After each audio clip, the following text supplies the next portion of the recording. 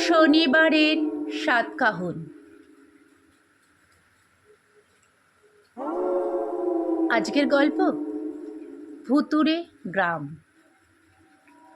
কলমে সিদ্ধার্থ সিংহ। শুনছেন ভুতুড়ে গ্রাম। রাজস্থানের কুলধারা গ্রামের নাম ভুতুড়ে গ্রাম। ভুতুড়ে গ্রাম হিসাবে পৃথিবী বিখ্যাত। এই গ্রামটি রয়েছে পশ্চিম রাজস্থানের জয়সালমের থেকে 15 কিলোমিটার পশ্চিমে। গ্রামটা এখন ধ্বংসপ্রাপ্ত।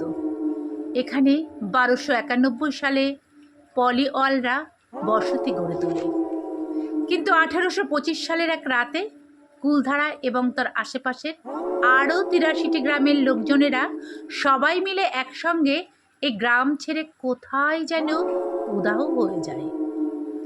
আজ পর্যন্ত তাদের কোনো হদিশ পাওয়া যায়নি। তারপর থেকেই অভিশপ্ত ভুতুড়ে গ্রাম হিসেবে এই গ্রামটি পর্যটকদের আকর্ষণের কেন্দ্রবিন্দু। তবে সূর্যাস্তের পরে এই গ্রামের আশেপাশে আর কাউকে ঘেঁষতে দেওয়া হয় না।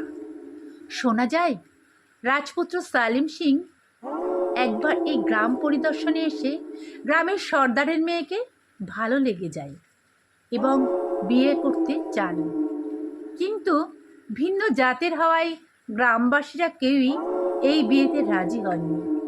তখন যুবরাজ হুমকি দেন, যদি তার সঙ্গে সর্দারের মেয়ের বিয়ে না দেওয়া হয় তাহলে গ্রামের উপর প্রচুর কর ধার্য করা হবে। অগত্যা বিয়ে ঠেকাতে গ্রামের সর্দার এবং আরও 83টি গ্রামের লোক ওই গ্রাম ছেড়ে চলে যায়। কিন্তু রহস্যটা হলো কেউই নাকি তাদের কাউকে চলে যেতে দেখেননি।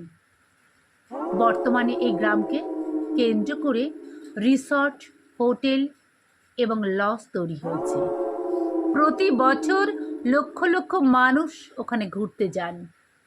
সেই জন্য রাস্তাঘাট এবং যানবাহনেরও অনেক উন্নতি ঘটানো হয়েছে।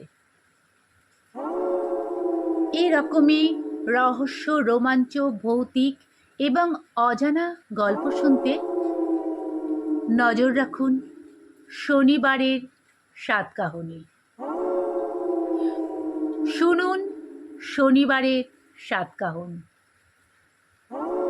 গল্প পাঠে আমি শর্মিলা।